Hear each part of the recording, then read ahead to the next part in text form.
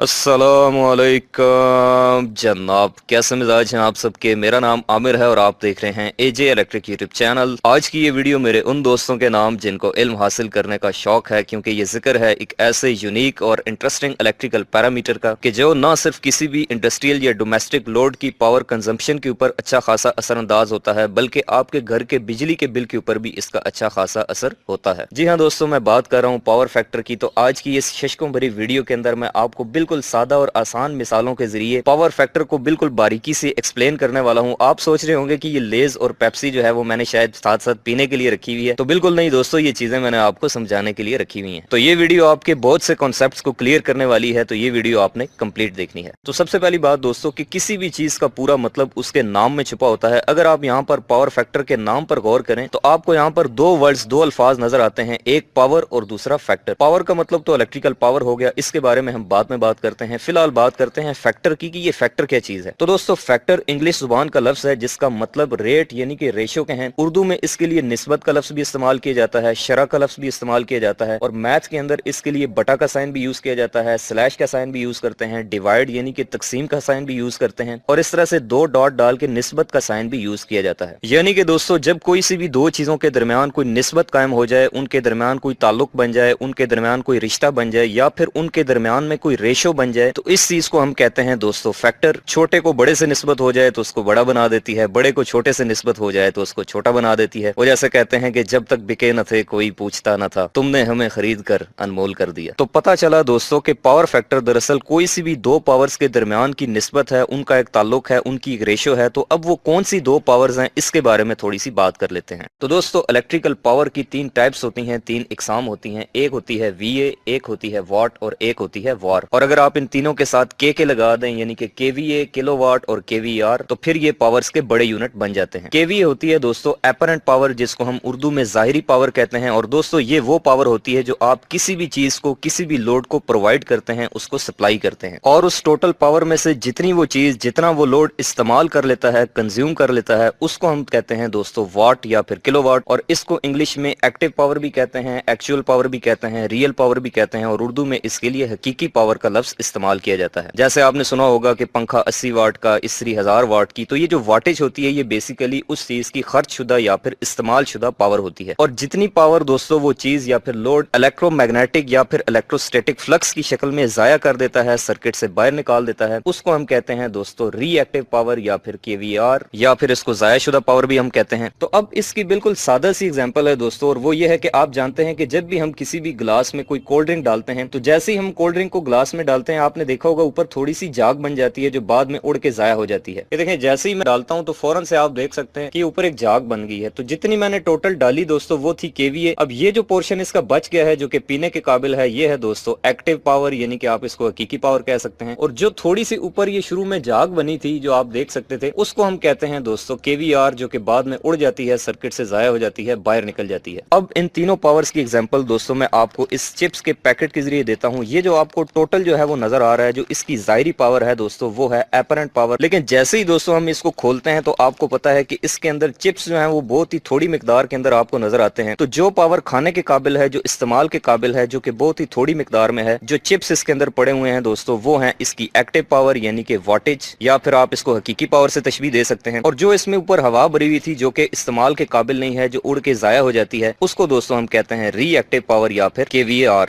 तो अब इन तीनों पावर्स की कैलकुलेशन के लिए दोस्तों हम एक राइट एंगल ट्रायंगल यानी कायमत और जाविया मुसल्लस का इस्तेमाल करते हैं, जिसको हम पावर ट्रायंगल कहते हैं। और इसके अंदर कायदा यानी कि बेस के ऊपर हम किलोवाट को शो करते हैं, हाइपोटेन्यूज यानी कि वतर के ऊपर हम KVA यानी कि एपरेंट पावर को शो करते हैं, और परपेंडिकुलर यानी कि अमूद के ऊपर हम रिएक्टिव पावर को शो करते हैं। और यहाँ पर कायदा और वतर यानी कि बेस और हाइपोटेन्यूज के दरमियान जो एंगल है उसको हम फाई कहते हैं, या फिर इसको थीटा भी कहा जाता है। तो दोस्तों, ये जो रिएक्टिव पावर होती है, ये तो वैसे भी इलेक्ट्रोमैग्नेटिक या स्टैटिक फ्लक्स की शक्ल में जाया हो जाती है, उड़ जाती है सर्किट से, तो इसको फिलहाल हम यहाँ से गायब कर देते हैं। तो अब आप देख सकते हैं कि पीछे बच गई दोस्तों दो पावर हैं, एक है हकीकी पावर और एक है जाहिरी पावर यानी कि वाट और VA। तो इन दोनों के दरमियान में जो रेशो है, जो निस्बत है, जो ताल्लुक है, जो इन दोनों के दरमियान में जो एंगल है दोस्तों, उसको हम कहते हैं पावर फैक्टर। यानी कि किसी भी सर्किट के अंदर अगर आप किलोवाट को KVA से डिवाइड कर देते हैं तो दोस्तों ये आती है वैल्यू पावर फैक्टर की। और इस ट्रायंगल के अंदर जो इन दोनों का एंगल बनता है दोस्तों, दोस्तों इसका अगर हम कॉज ले लें, कॉज आपको पता है कि कायदा बटा वतर होता है, यानी कि बेस ओवर हाइपोटेन्यूज, तो वो कॉज इस एंगल का होगा। तो इसीलिए दोस्तों हम पावर फैक्टर को कॉस फाई या फिर कॉस थीटा से भी रिप्रेजेंट करते हैं। तो अब चूंकि ये एक रेशियो है, एक फैक्टर है, तो इसका कोई भी यूनिट नहीं होता, लेकिन हाँ इसकी एक रेंज होती है और वो होती है दोस्तों 0.1 से लेकर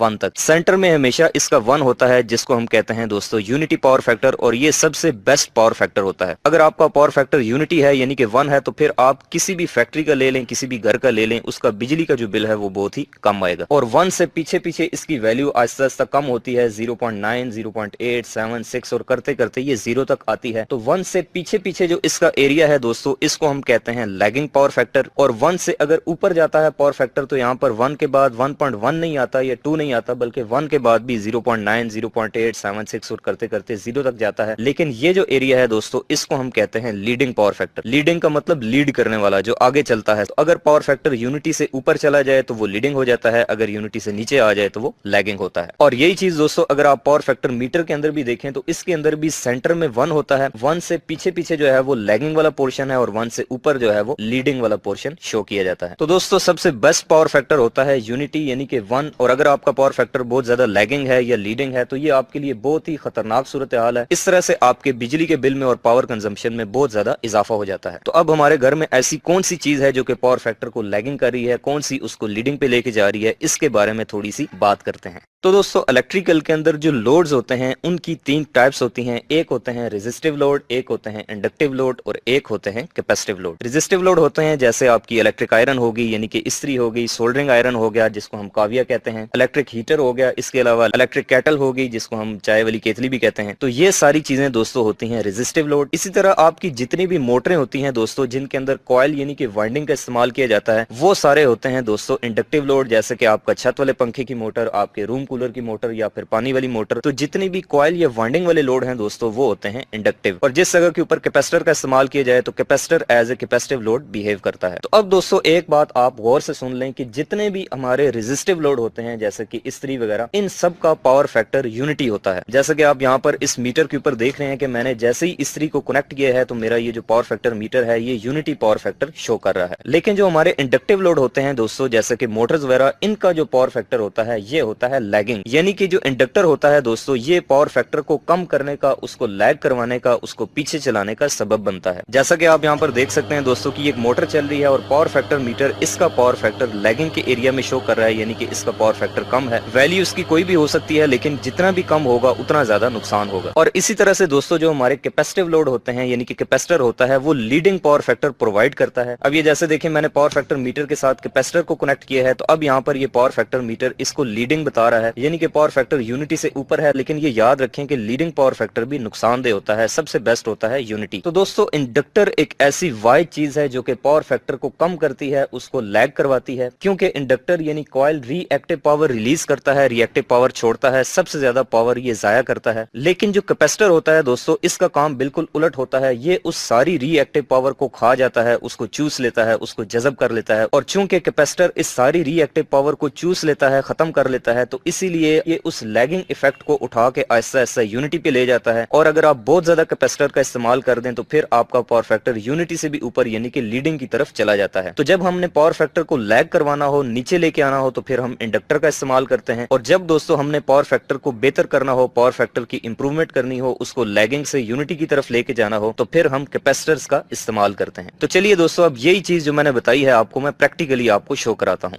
यहाँ पे आप देख सकते हैं दोस्तों कि एक सिंगल फेज इंडक्शन मोटर चल रही है जिसकी करंट और तीनों किस्म की पावर्स ऊपर लगे हुए एम्पेयर मीटर और पावर मीटर शो कर रहे हैं। मोटर इस वक्त तकरीबन 4 एम्पेयर के करीब करंट ड्रॉ कर रही है, करंट ले रही है, जबकि जो एपरेंट पावर है दोस्तों वो ले रही है तकरीबन 950 VA, जिसमें से ये मोटर सिर्फ 215 वाट के करीब एक्टिव पावर यानी कि रियल पावर कंज्यूम कर रही है, खर्च कर रही है, इस्तेमाल कर रही है, जबकि 918 वाट जो है वो रीएक्टिव पावर की शक्ल में, इलेक्ट्रोमैग्नेटिक फ्लक्स की शक्ल में जाया कर रही है। तो अगर दोस्तों हम इस पॉइंट के ऊपर इस मोटर का पावर फैक्टर कैलकुलेट कैलकुलेट करना चाहें, निकालना चाहें, यानी कि एक्टिव और एपरेंट पावर को डिवाइड करें, ये आंसर आता है 0.23 लैगिंग। लेकिन दोस्तों अगर मैं ये चाहता हूँ कि ये कम से कम पावर जाया करे, रिएक्टिव पावर इसकी कम हो जाए, पावर फैक्टर बेहतर हो जाए, तो मैं इसके पैरेलल में एक कैपेसिटर ऐड कर देता हूँ। तो अब देखें कि जैसे ही मैं कैपेसिटर को ऐड करता हूँ दोस्तों, तो जो रिएक्टिव पावर है जो कि पहले 918 वॉर के करीब जाया हो रही थी, अब वो कम होकर 550 वॉर के करीब रह गई है, यानी कि 300 वॉर के करीब रिएक्टिव पावर इस कैपेसिटर ने खा ली, उसको एब्जॉर्ब कर लिया अपने अंदर। और इसके साथ ही आप देख सकते हैं कि मोटर की करंट भी जो पहले 4 एम्पेयर थी वो अब 2.5 एम्पेयर के करीब आ गई है। और इसी तरह से जो एपरेंट पावर है वो भी पहले 950 थी, लेकिन अब कम होकर वो 605 के करीब आ गई है। तो अब कैपेसिटर लगने के बाद दोस्तों अगर हम इसका पावर फैक्टर कैलकुलेट करना चाहें तो ये आंसर आता है दोस्तों हमारे पास 0.35 लैगिंग, यानी कि जो पावर फैक्टर 0.23 था वो अब बढ़कर 0.35 लैगिंग हो गया है, यानी कि थोड़ा सा यूनिटी के करीब चला गया है। तो इससे साबित होता है दोस्तों कि कैपेसिटर जो है वो पावर फैक्टर को इंप्रूव कर सकता है, उसको लैगिंग से यूनिटी की तरफ ले जाता है। लेकिन अब इस कैपेसिटर की वैल्यू थोड़ी कम है, तो अगर मैं और कैपेसिटर डालूं तो ये आस्ता आस्ता बढ़ते बढ़ते यूनिटी तक पहुंच जाएगा। तो अब सवाल ये है दोस्तों कि अगर आप अपने घर में बिजली की मेन सप्लाई के पैरेलल में एक बड़ा कैपेसिटर लगा देते हैं, यानी कि पावर फैक्टर को यूनिटी तक ले जाते हैं, तो क्या आपके बिजली का बिल कम होगा? जी हाँ, बिल्कुल कम होगा। लेकिन अब प्रॉब्लम यह है कि आपके घर में जितने भी मोटरें हैं, जितने भी इंडक्टिव लोड हैं, उनके साथ ऑलरेडी ही इस मकसद के लिए कैपेसिटर लगाया गया होता है। उसका यही मकसद होता है कि वो पावर फैक्टर को गिरने ना दे, उसको यूनिटी तक बरकरार रखे। तो घर में जो पावर फैक्टर की वैल्यू होती है दोस्तों वो नॉर्मली 0.8 से लेकर 0.9 के दरमियान में वेरी करती रहती है। इसके अलावा दोस्तों पावर फैक्टर की एक दो और भी डेफिनेशन और फार्मूलाज होते हैं, जैसा कि किसी भी सर्किट के अंदर वोल्टेज और करंट के दरमियान में जो एंगल होता है जिसको हम फाई कहते हैं, उसका अगर आप कॉज ले लेते हैं तो उसको भी आप पावर फैक्टर कह सकते हैं। या फिर किसी इलेक्ट्रिकल सर्किट के अंदर जो रेजिस्टेंस और इंपीडेंस की रेशियो होती है उसको भी हम कॉस फाई यानी कि पावर फैक्टर कहते हैं। लेकिन ये बहुत ज्यादा टेक्निकल टर्म्स हो जाती हैं, इसके ऊपर मैं इंशाल्लाह किसी और वीडियो में बात करूंगा। तो फाइनली दोस्तों मुझे उम्मीद नहीं है बल्कि यकीन है कि आज की ये पूरी तकरीर सुनने के बाद आपको पावर फैक्टर के बारे में सारे कॉन्सेप्ट्स क्लियर हो गए होंगे कि पावर फैक्टर क्या चीज होती है। तो अगर आप चाहते हैं कि आपकी तरह आपके बाकी दोस्तों का भी फायदा हो तो आप इस वीडियो को उनके साथ भी शेयर करें। इलेक्ट्रिकल से रिलेटेड इस तरह की इंटरेस्टिंग वीडियोस आइंदा भी देखना चाहते हैं तो आप मेरे इस यूट्यूब चैनल एजे इलेक्ट्रिक को सब्सक्राइब करके बेल आइकन प्रेस करें। मिलते हैं नेक्स्ट वीडियो में किसी और नए इंटरेस्टिंग आइडिया और टॉपिक के साथ। तब तक के लिए अपना ख्याल रखिएगा। खुदा हाफिज।